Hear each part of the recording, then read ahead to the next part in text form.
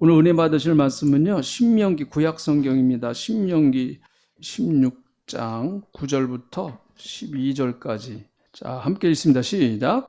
일곱 줄을 셀지니 곡식의 낫을 대는 첫날부터 일곱 줄을 세어 내 하나님 여호와 앞에 칠칠절을 지키되 내 하나님 여호와께서 내게 복을 주신 대로 내 힘을 헤아려 자원하는 예물을 드리고 너와 내 자녀와 노비와 내 성중에 있는 레위인과 및 너희 중에 있는 객과 고아와 과부가 함께 내 하나님 여호와께서 자기의 이름을 두시려고 택하신 곳에서 내 하나님 여호와 앞에서 즐거워할지니라.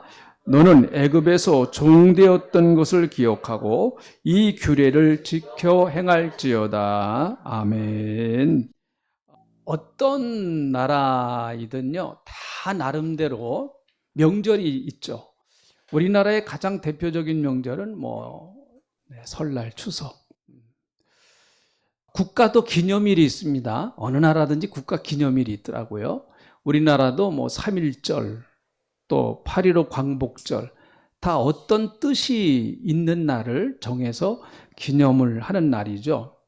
저는 이제 중국을 이렇게 자주 다니다 보니까 제가 어느 때인가 잘 모르겠는데 그 춘절에 딱 걸렸어요. 중국에 그때 또 있게 됐는데 중국은 아주 춘절을 중국이 뒤집어질 정도로 지킵니다. 그 사람들은요. 특별히 폭죽을 터뜨리는데요. 너무 그게 심하고 그것 때문에 화재도 많이 나고 그래가지고 이제는 중국 정부에서 폭죽 놀이를 못하게 해요. 근데 그래도 합니다. 그게 오래전부터 내려온 하나의 전통이니까 그걸 갑자기 못하게 한다고 그래서 안 합니까? 그런데 그 폭죽 소리가요, 정말 저는 무슨 전쟁 난 줄 알았어요.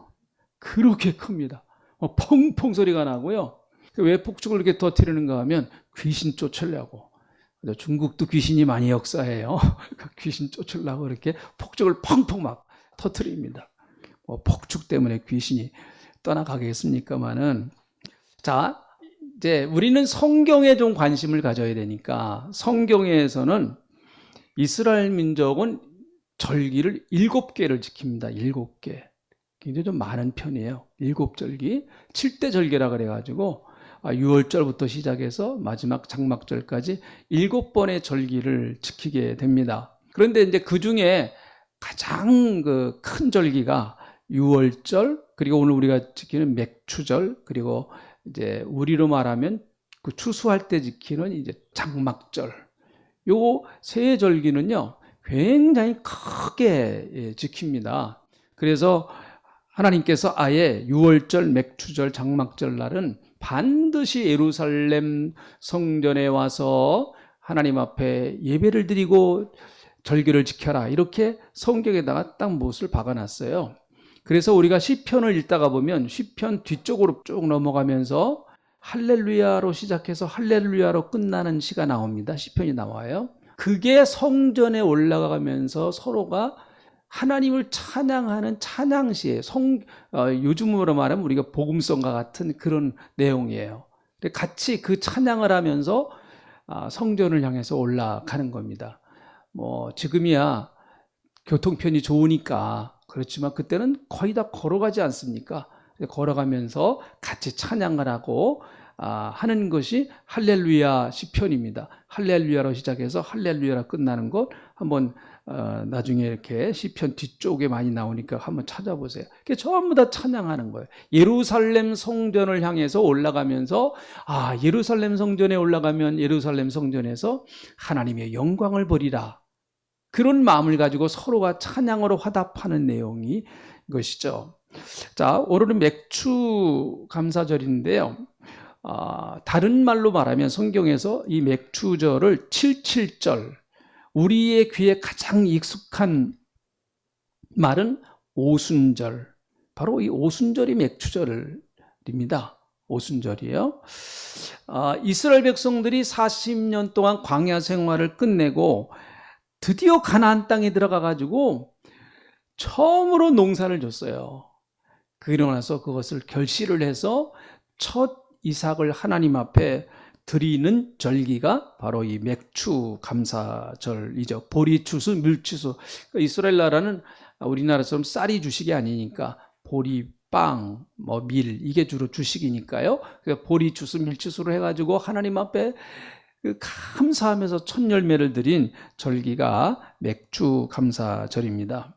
근데 하나님께서 오늘 이 본문 말씀을 보니까요, 맥추 감사절을 통해서 이스라엘 백성들에게 가르치고자 하셨던 교훈이 있습니다. 그것을 오늘 좀 찾아보면서 함께 은혜를 받겠습니다. 첫째는 하나님께서 주신 복을 한번 헤아려 봐라, 그렇게 말씀합니다. 10절에 있는 말씀 보세요. 10절에 있는 말씀. 10절에 있는 말씀 제가 한번 읽어볼게요. 내 하나님 여호와 앞에 77절을 지키되 내 하나님 여호와께서 내게 복을 주신 대로 내 힘을 헤아려 자원하는 예물을 드리고, 헤아려 보려 하는 거예요. 하나님이 복 주신 것을 한번 헤아려 봐라, 그렇게 말씀하시는 거예요. 그래서 이제 맥추절에 하나님께서 우리에게 무슨 복을 주셨는가, 올해 어떤 은혜를 주셨지, 그런 것들을 서로가 나누고 서로가 헤아려 보면서 은혜 받는 절기가 이 귀한 절기인 것이죠. 여러분, 아까 말씀드린 것처럼 맥추절은요, 그들이 처음 농사해가지고 첫 이삭을, 첫 열매를 하나님 앞에 딱 드리는 거니까 그 얼마나 참 감격스러웠겠어요. 40년 동안 그들이 광야 생활할 때는 그 광야 생활은 그냥 기본적인 것만 공급되어지는, 하나님께서 공급해 주셨죠. 만나나 메추라기, 생수, 뭐 이런 인간이 살아가는 데 있어서 가장 기본적인 것을 가지고 살아갈 수밖에 없었습니다. 그러다가 40년 만에 그들이 가나안 땅에 들어와 가지고 농사를 지어서 처음으로 추수를 해서 하나님 앞에 드리니까 그 감격이라고 하는 건 참 대단하겠죠. 참 대단합니다. 여러분, 이제 우리는 다 도회지 생활을 하니까 농사, 요즘은 여기서 뭐 농사 짓는 분 계십니까? 없잖아요. 근데 참 농사 짓는 분들은 가을에 그 추수할 때 그 기쁨이라고 하는 게, 아마 옛날에 좀 농사 져보신 분들 아실 거예요. 그 봄부터 수고해가지고 여름에 태양볕에 나가서 뭐 김도 매주고, 그 가을에 그 거두는 기쁨이라고 하는 거는 정말 농사 져보신 분들만 알겠죠. 수요일 날 우리 고추 따 먹어요. 고추. 저기 옥상에 있는 거예요. 근데 그거 맛있어요. 좀 매운 것도 있고 그런데 상추도 따 먹어요. 근데 신기하더라고요. 이렇게 그거 심었더니 그렇게 나니까 그걸 하나하나 따 먹으니까 그게 참 신기해요. 참. 그런데 그 농사를 짓는 분들이 얼마나 참 감사하고 그랬을까요? 자, 여러분, 제가 몇 번 말씀드렸습니다만은 믿음의 수준은 감사의 수준입니다. 그러니까 믿음만큼, 자기의 믿음의 분량만큼 감사해요. 그 이상 더 못합니다. 감사의 분량이 믿음의 분량이다. 그렇게 보면 거의 맞습니다.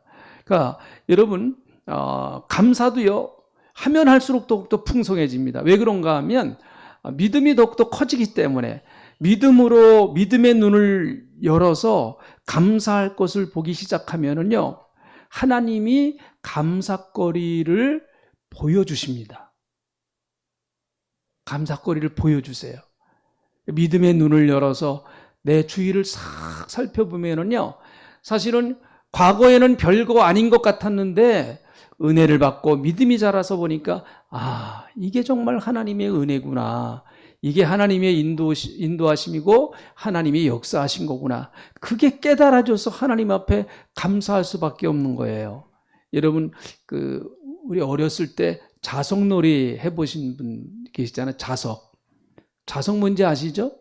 네, 모르신 분 계십니까? 자석, 이렇게. 근데 자석이 말이죠, 참 신기해요. 모래에다가 갖다가 아무것도 없는 것 같은 모래에다가요, 막 흔들어서 쫙 이렇게 해보면은 어떻게 됩니까? 네, 쇳가루가 딸려 올라와요. 그거 참 신기하죠? 쇳가루가 착착착 붙어서 따라 올라옵니다. 안 보이던 것들이 다 이렇게 붙어 와요. 그 자석에서 끌어당기는 힘이 있으니까요. 마치 그것과 마찬가지로 우리가 믿음의 눈을 떠서 자석과 같은 그 믿음의 눈을 떠서 세상을 탁 바라보면은 감사거리가 막 달라붙습니다. 탁 달라붙게 돼요. 오늘 그런 은혜가 여러분에게 꼭 넘치시기를 주님의 이름으로 축복합니다. 여러분, 그 성령 충만한 삶이라고 하는 것은 우리가 성령의 충만함을 받았다. 그러면 반드시 성령 충만한 사람의 공통적인 똑같은 성령 충만한 사람은 반드시 이런 현상이 나타납니다. 기뻐하고 찬양하고 감사해요. 이건 반드시 성령 충만하면 누구나 다 이런 현상이 나타나요. 그래서 내가 정말 지금 감사하고, 그리고 내가 정말 주님 기뻐하고, 그리고 내가 하나님을 찬양한다, 그런 사람은 지금 성령으로 충만한 사람이에요. 성령 충만하지 않으면 그렇게 하기가 대단히 어렵습니다. 자, 성령이 오시면 우리에게 어떤 일을 하시는가 하면 고린도전서 2장 12절에 있는 말씀, 자, 한번 다 같이 읽어봅니다. 시작. 우리가 세상의 영을 받지 아니하고 오직 하나님께로부터 온 영을 받았으니 이는 우리로 하여금 하나님께서 우리에게 은혜로 주신 것들을 알게 하려 하심이니라. 여러분, 우리는 이제 세상의 영을 받은 사람이 아닙니다. 세상의 영은 뭘까요? 악한 영이죠. 사탄의 영입니다. 무서운 영이죠. 세상의 영을 받은 사람이 아니에요. 우리는 예수 믿을 때 하나님께로부터 온 영을 받습니다. 그 하나님께로부터 온 영이 뭐예요? 성령님이시죠. 그러므로 여러분 안에 성령님이 계신 줄로 믿습니다. 예수를 구주와 주님으로 영접한 사람들은 다 그 안에 성령님이 내재해 계시는 거예요. 그런데 그 성령님은 어떤 은혜를 주시는가 하면 하나님께서 우리에게 은혜로 주신 것들을 알게 하려 하심이니라. 이렇게 말해요. 하나님이 우리에게 은혜로 주신 것들이 있다. 그러므로 여러분, 예수 믿는 사람만이 감사할 수 있는 감사의 내용이 있어요. 아마 돈 많이 번 건 뭐 그건 믿지 않은 사람도 벌잖아요. 그것도 얼마나 감사해요.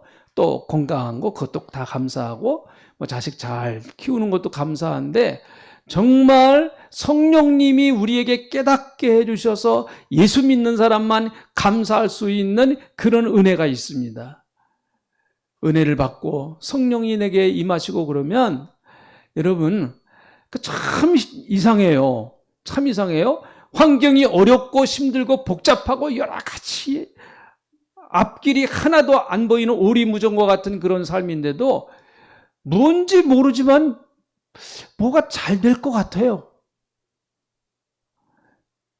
아멘 좀 하세요. 네, 뭔가 좀 잘 될 것 같아요. 그게 이상합니다, 여러분. 그게 성령께서 그 안에서 그렇게 믿어질 수 있도록 성령님이 역사하시는 거예요. 그래서 감사해요.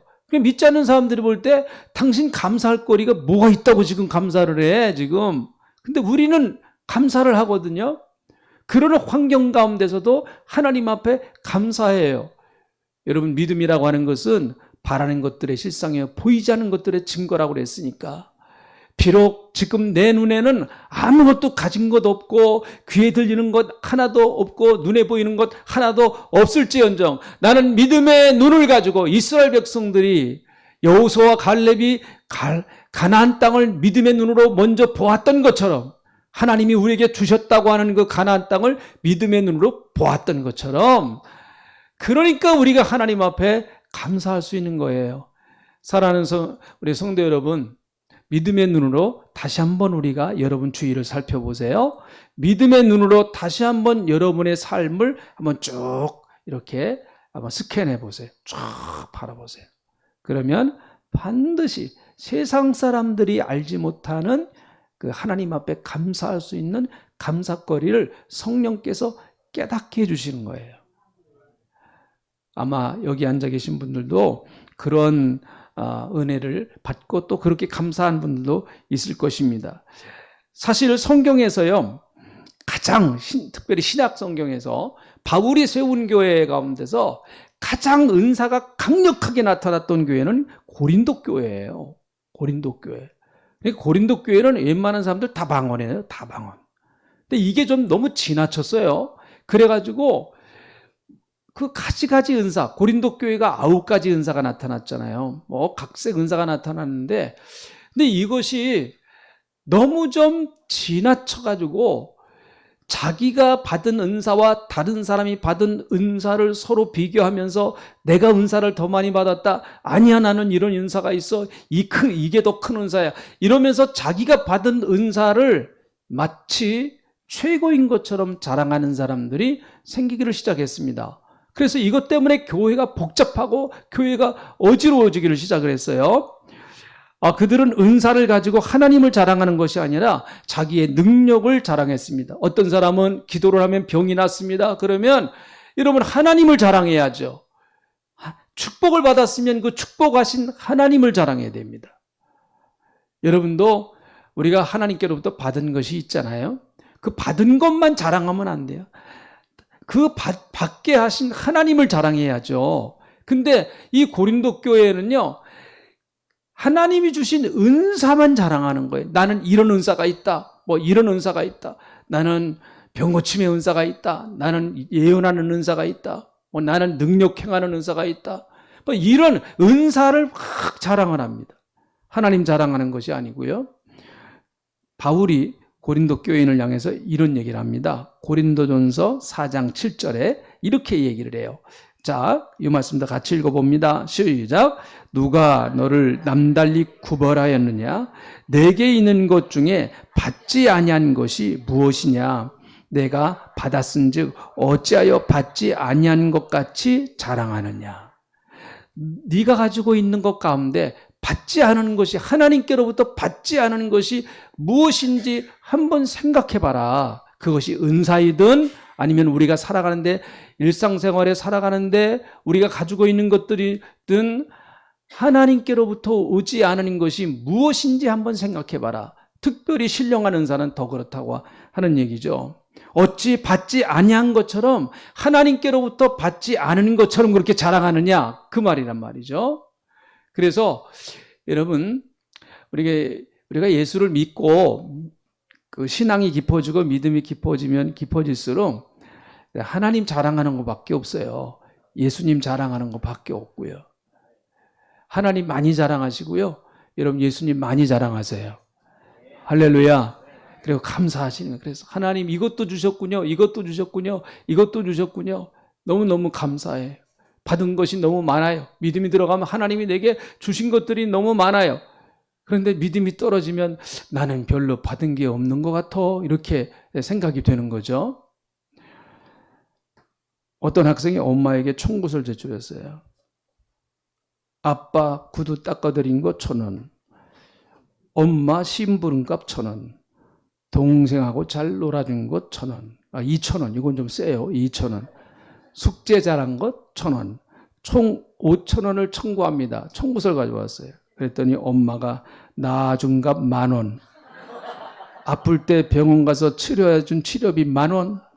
하루 3끼 밥 먹여준 거 10,000원. 집에서 공짜로 자니까 숙박비 10,000원. 옷 사준 것 옷값 10,000원. 총 50,000원 청구한다 너한테. 근데 네가 5,000원 달라고 그랬으니까 45,000원 청구한다 너한테. 통장에다 입금시켜라.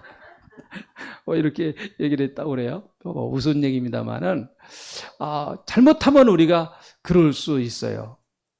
하나님께로부터 받은 것은 생각하지 않고 자꾸 나는 이것도 없다, 저것도 없다, 이것이 부족해, 이것이 부족해, 자꾸 부족한 것만 눈에 보이기를 시작한단 말이죠. 우리 교회에서도 이제 노숙자 노숙자 후원을 합니다. 대학로에서 노숙자 선교하시는 목사님 후원을 해요. 우리 교회에서도요. 그런데 이제 후배 목사님이거든요. 그 목사님 참 헌신적으로 잘해요. 정말 열정적으로 그 노숙인들 참 그 사람들 보통이 아니거든요. 노숙인들이요. 보통이 아닙니다. 근데 아무튼 참 그 목사님 잘 하시더라고요. 근데 그 목사님이 저번에 한번 뵈니 만났는데 이런 얘기를 하더라고요. 목사님, 노숙인들은요, 절대 감사하다고 하지 않습니다. 고마운 걸 모릅니다. 이게 노숙하는 사람들의 특징이에요. 고마운 걸 몰라요. 그러니까 우리도 하나님 앞에 고마운 걸 모르면 무슨 신앙이에요? 이거 잘못하면 그렇게 될 수가 있어요. 이게 보니까. 제가 벌써 그런 생각이 나더라고요. 이게, 주여, 내 신앙이 노숙자 신앙 아닙니까? 뭐, 이렇게, 네. 그분이 아주 진지하게 이렇게 얘기를 하더라고요. 150명분 그 비빔밥을 만드는데 정말 힘들었대요. 어느 교회에서 어느 그 목사님이 그 제공을 해주는데 거기 가서 같이 이런 150명분 비빔밥을 준비하려고 해봐요. 네. 근데 그분들은 그것이 당연한 거로 생각을 하는 거예요. 왜 그래요? 받아본 데 너무 익숙하니까. 받아본 데. 우리 수요일마다 오시는 분도 또 오늘 오셨더라고. 오늘 왔어요. 그래서 내가 수요일 날 오세요. 그렇게 얘기를 하고. 그때 오면 제가 오늘 것까지 다 쳐서 드릴게요. 보냈는데, 아니, 근데 그분이 제 바지를 가지고 가버렸어요. 얘기도 안 하고. 내 운동할 때 입는 바지인데. 오늘 오니까 그 바지 입고 왔더라고요, 보니까. 아유, 참, 하여튼. 그러니까 당연한 것으로 여기면, 우리가 은혜 받는 것도 그냥 당연한 것으로 그렇게 여기면 안 됩니다. 하나님 앞에 감사할 줄 아는 그 신앙이 성숙한 신앙이죠. 자, 두 번째, 받는 믿음에서 드리는 믿음으로 성숙하라는 것이죠. 여러분, 40년 광야 생활은 일방적으로 하나님께 받는 시간이었습니다.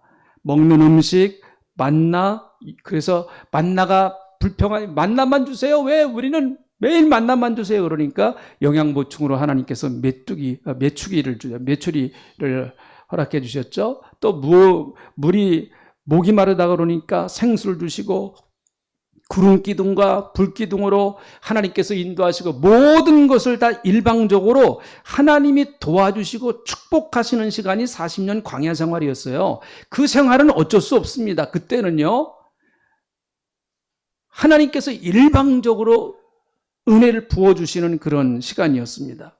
그래서 신명기 8장 4절에 있는 말씀을 보니까 이렇게 나와요. 이 40년 동안에 내 의복이 해하지 아니하였고 내 발이 부르트지 아니하였느니라. 너희들 한번 생각해봐라. 40년의 광야 생활을 한번 뒤돌아봐라. 너희의 의복이 해하지 아니하였다. 그리고 내 발이 부르트지 아니하였다. 하나님께서 다 공급하신 거예요. 다.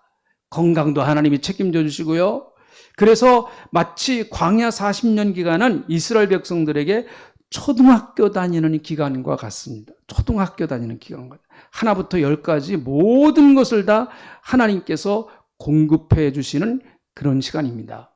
그러나 여러분, 가나안 땅에 와서는 이제 다른 거예요. 가나안 땅에 와서는. 만나가 언제 끝인지 아십니까? 이스라엘 백성들이 가나안 땅에 딱 들어오니까 만나가 끝쳐버렸어요. 구름 기둥과 불 기둥도 끝이에요.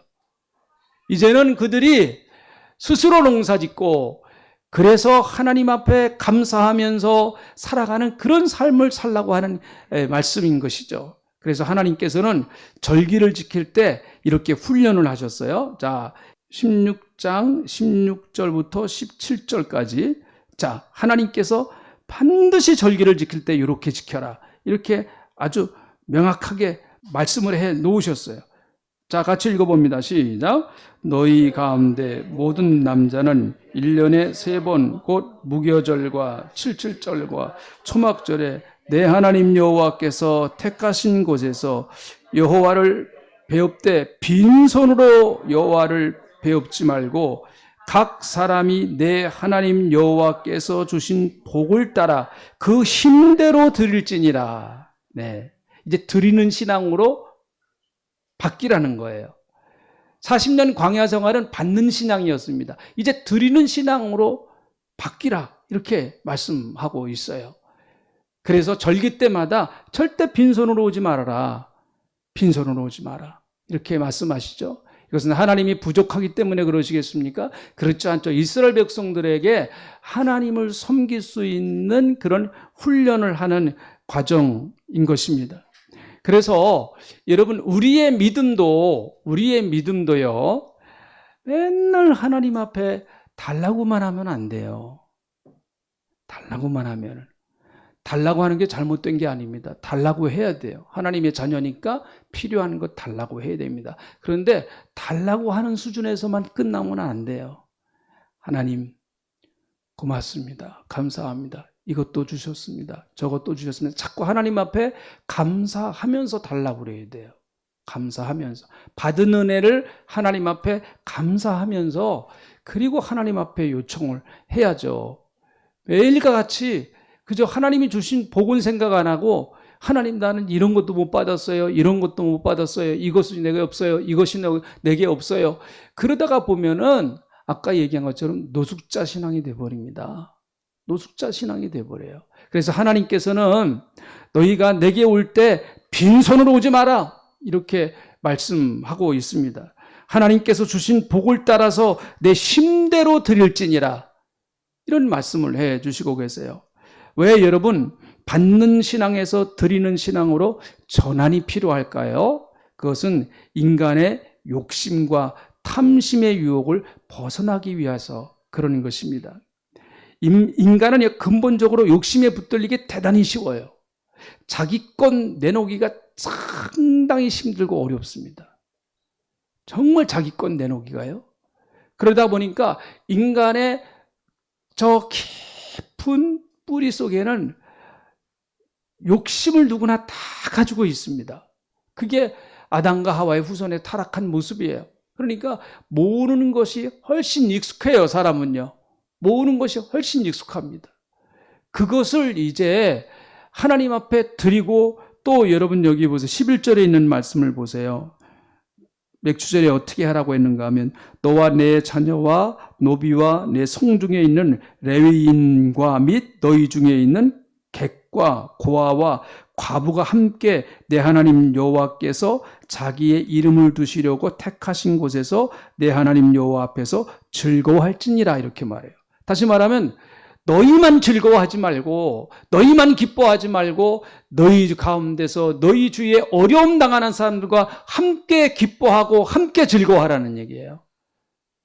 여태까지는 너희가 하나님께로부터 일방적으로 받으면서 살았는데 이제는 하나님께로부터 받은 것을 가지고 나누고 베풀면서 살아라. 주님이 그렇게 말씀하고 계시는 거죠. 욕심이라고 하는 것이 참 무섭습니다. 야고보서 1장 15절에 있는 말씀을 보면요. 자, 한번 같이 한번 보겠습니다. 같이 읽어봅니다. 시작. 욕심이 잉태한 즉 죄를 낳고 죄가 장성하면 사망을 낳느니라. 네, 욕심이 잉태하면 반드시 이것이 죄로 연결되기가 쉬워요. 욕심은요, 죄로 연결되기가 대단히 쉽습니다. 그래서 잘못하면 그 욕심이 죄로 연결돼서 그것이 장성하면 사망에 이르게 되는 것이죠. 제가 그 제주도에서 그 일하는 해녀들 있잖아요. 그 물속에 들어가서 뭐 이렇게 그 따오는 사람, 그 여자분들이 있잖아요. 그 기사를 한번 봤는데요. 그 제주 해녀들은 산소통 메고 들어가는 게 아닙니다. 산소통 메고 들어가는 거 아니에요. 그냥 자기의 숨, 그걸 의지하면서 들어가는 거예요. 자기의 숨. 그러니까 딱 들어가가지고 숨을 못 쉴 정도가 됐을 때 나오는 거예요. 나오는 겁니다. 자기 숨만을 의지해가지고 바닷속으로 들어가는 거죠. 그래서 그 해녀들에게는 반드시 이런 것이 절대적인 철칙이라고 그럽니다. 해녀들에게는요. 욕심 부리지 말고 딱 자기 숨만큼만 있다가 와라. 바닷속으로 들어가면은 더 따고 싶은 것들이 굉장히 많이 보이잖아요. 그래도 욕심 부리지 말고 딱 자기가 숨 쉴 만큼만, 숨만큼만 있다가 딱 올라와라. 욕심 부리는 순간 물숨을 먹는다 그럽니다. 물숨. 물 먹기 시작한다는 거죠. 그럼 영원히 올라오지 못한다는 얘기죠. 이게 철칙이랍니다. 철칙. 자기 숨만큼만 있다가 와라. 딱 그만큼만 따갖고 오라고 하는 그런 얘기입니다. 이것이 그들의 생존의 지혜라고 그래요. 그래서 그들은 타고난 숨의 길이에 따라서 숨을 얼마나 쉬느냐, 오랫동안 참을 수 있느냐 그 길이에 따라서 상군, 중군, 하군 이렇게 나눈다고 그래요. 그래서 상군은 좀 먼 바다로 가서 따고 하군은 가까운 바다에서 따고 이 철칙을 정확하게 지킨답니다. 자기의 숨에 따라서 내 숨은 상군이야. 그래 멀리 갈 수 있어. 내 숨은 하군이야. 그럼 난 멀리 안 나가. 가까운 데서 탁 따는 거. 어떻게 보면 참 인생을 살아가는 큰 지혜 중에 하나라고도 봅니다. 내가 그때 그 욕심만 부리지 않았다고 하는 그런 우리가 후회가 좀 있지 않겠습니까? 그런 면에서 본다고 하면 가장 불쌍한 사람은요, 가진 것이 없는 사람, 그것도 뭐 안타깝겠지만은 더 많이 갖기를 더 많이 원하는 사람, 이 사람은 훨씬 더 불쌍한 사람입니다. 그래서 더 많이 갖기만을 원하는 사람, 그게 어떻게 채워질 수가 있겠습니까, 여러분? 그 채워질 수 없는 거죠. 그래서 하나님 앞에 우리가 드려야만, 하나님 앞에 물질도 드려야 되고 시간도 드려야 되고, 그래야 여러분 그나마 그래도 욕심을 내려놓을 수가 있어요. 우리에게요. 욕심을 내려놓을 수가 있어요. 그렇지 않으면 여러분 인간이 가지고 있는 이 소나귀의 힘이 얼마나 강한지요. 이거 풀기가 어렵습니다. 이거 풀기가 쉽지 않아요. 정말. 인간이 가지고 있는 욕심은 참 무섭습니다. 그래서 하나님은 이스라엘 백성들에게 자, 너희는 광야에서 내가 일방적으로 베풀어 주었는데 이제 가나안 땅에 들어와서는 하나님 앞에 드리고 이웃을 섬기면서 살아가는 그런 공동체를 만들라. 그게 이스라엘 백성들을 향하신 하나님의 미션이에요. 사명이에요. 사명입니다. 이건 우리도 똑같다고 봅니다. 예수 믿는 사람들이 자기만 알고 살아가면 그건 예수를 정말 똑바로 잘 믿는 거 아니에요. 나만 알고 살아가. 그냥 내 가족, 내 식구, 내 새끼 거기에만 그냥 매몰돼 있다고 하면 그건 예수 믿는 사람의 참된 모습은 아닙니다. 네. 여러분이 한번 여러분의 삶을 그런 면에서 이렇게 다시 한번 점검해 보세요. 자, 세 번째 12절에 있는 말씀을 보세요. 12절 맥주절을 왜 지키라고 하는가 하면 12절에 있는 말씀 같이 이 말씀은 함께 읽어보겠습니다. 시작. 너는 애굽에서 종되었던 것을 기억하고 이 규례를 지켜 행할지니라. 여러분 이스라엘 백성들이 430년 동안 애굽에서 종살이 했거든요. 그 종살이 하던 거 기억하고 너희를 출애굽을 시킨 그 출애굽의 사건을 잊어버리지 말라는 겁니다. 이스라엘 백성들은 태어나면 남자는 무조건 다 죽습니다. 그런 엄명이 떨어졌습니다. 민족을 말살시키려고 했습니다. 바로가 유대인들을 다 싹 말살시키려고 했어요. 그럴 때 하나님께서 모세를 보내서 이스라엘 민족을 출애굽을 시킵니다. 바로가 안 내보내니까 하나님께서 강압적으로 그냥 막 재앙을 내리시죠. 마지막 10번째 재앙이 뭐예요?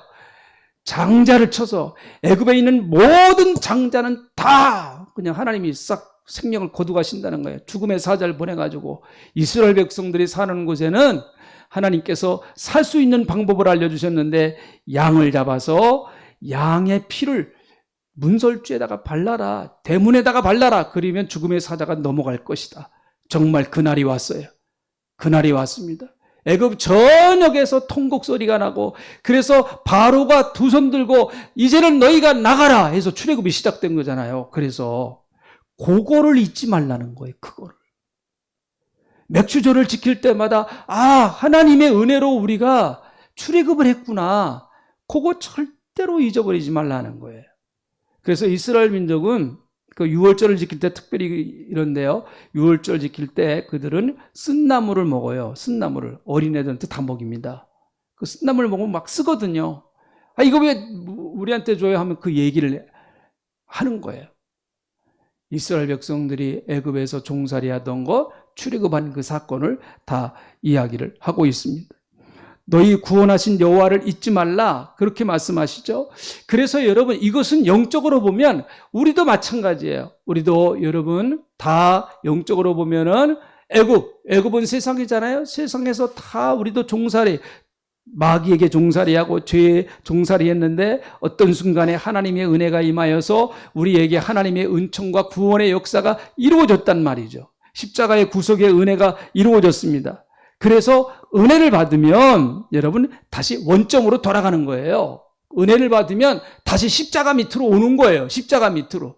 할렐루야. 은혜를 받으면 다시 십자가의 은혜를 다시 붙드는 거예요. 내가 여러분 세상살이에 바쁘다가 보니까 이런 걱정 저런 걱정 이런 근심 저런 염려 막 생겼습니다. 그런데 교회 와서 다시 은혜를 받습니다. 하나님이 주시는 은혜를 받아요. 그럼 다시 원점으로 돌아갑니다. 예수 그리스도의 십자가의 은혜를 다시 기억하고 그분의 사랑을 다시 생각하는 거예요. 근본으로 돌아가는 겁니다. 근본으로 돌아가니까 감사한 거예요. 십자가의 사랑을 생각하면 다시 일어설 수 있는 힘이 생기는 겁니다. 그래서 바울은 로마서 8장 37절부터 39절 이런 승리의 고백을 하고 있습니다. 그러나 이 모든 일에 우리를 사랑하시는 이로 말미암아 우리가 넉넉히 이기느니라. 내가 확신하노니 사망이나 생명이나 천사들이나 권세들이나 현재일이나 장래일이나 능력이나 높음이나 깊음이나 다른 어떤 피조물이라도 우리를 우리 주 그리스도 있는 하나님의 사랑에서 끊을 수 없느니라. 할렐루야. 그렇습니다. 끊을 수 없다.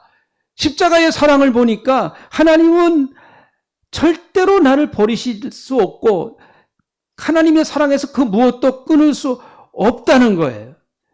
이것은 여러분 세상 사람들이 이해할 수 없는 은혜예요.